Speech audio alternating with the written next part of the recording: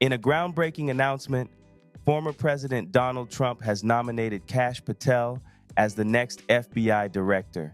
If confirmed, the 43-year-old former national security attorney would make history as the first Indian American to lead the bureau.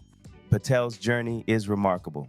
From his start as a public defender in Florida to key positions in the Department of Justice and National Security Council, he's built a career spanning law enforcement, counterterrorism, and national security. His roles have included working with Joint Special Operations Command and serving as Chief of Staff to the Acting Defense Secretary. Trump praised Patel as a fearless defender of the Constitution, emphasizing his experience in government reform. But the nomination isn't without controversy. Critics point to Patel's close ties to Trump and his past criticism of FBI investigations. Felonies of stealing Donald Trump's money. After 6 weeks of trial, we finally have a crime. We also have a victim. That victim is Donald J. Trump. What's even worse from a constitutional perspective is that the U.S. Attorney's Office for the Southern District of New York knew about Cohen's crimes for 6 years. The Department of Justice with Merrick Garland and Joe Biden knew about Michael Cohen's crimes. The District Attorney Alvin Bragg and his Fantasy Island knew about Michael Cohen's crimes, and he has been charged with 0 of those felonies. The core case of this unconstitutional circus is the biggest felon in the U.S. history, and Michael Cohen is their star witness. It is a total bastardization. Democrats have already said that this is a bad move of our government, but is it really? Guy has Epstein's list. They're sitting on it. That doesn't seem like something you should do. You're protecting the world's foremost predator. That seems like an evil thing to do, regardless of who may be embarrassed in the release of that list. Why is the FBI protecting the greatest pederast, the largest scale pederast in human history? Simple, because of who's on that list. You don't think that Bill Gates is lobbying Congress night and day to prevent the disclosure of that list? And why is it that the Senate, and good for Senator Blackburn to try to get it out, but then Dick Durbin comes over the top and says, no, we're not going to release the names. I don't care about the list itself, but if you release the names, right? What the hell are the House Republicans doing? They have the majority.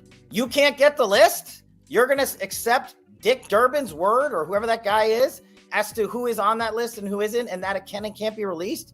Put on your big boy pants and let us know who the pedophiles are. The whole wheel of government. Instead of having 67 people that can say no and don't want to follow your lawful command, you just have a chain of command that goes from point to point, right? So I think you need way less people. You don't need this massive number. I think that is a fiction of the deep state. Not to mention, again, you save money.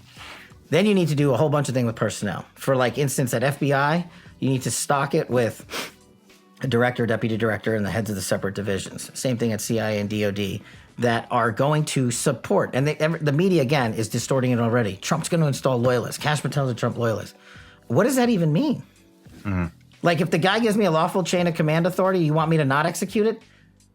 That's unlawful if I violate it. He was the president. If he's the president again, the same thing, should apply. So then we need to decrease what I call government creep with personnel. The FBI's footprint has gotten so freaking big, and the biggest problem the FBI has come out of its intel shops. I'd break that component out of it. I'd shut down the FBI Hoover building on day one and reopening the next day as a museum of the deep state. And I'd take the 7,000 employees that work in that building and send them across America to chase down criminals. Go be cops. You're cops. Go be cops. Go chase down murderers and rapists and drug dealers and violent offenders. What do you need 7,000 people there for? Same thing with DOJ. What are all these people doing here? Looking for their next government promotion, looking for their next fancy government title, looking for their parachute out of government. If confirmed, Patel faces major challenges: rebuilding trust in the Bureau, managing high-profile investigations, and implementing reforms, all while navigating resistance from within the FBI and intelligence community. Whether Patel becomes FBI director or not, his nomination marks a significant moment in American law enforcement history and highlights the growing influence of Indian Americans in public service. Please like and share, and check out Black Westchester Magazine's People Before Politics show every Sunday at 6 p.m. It's the news with the Black point of view.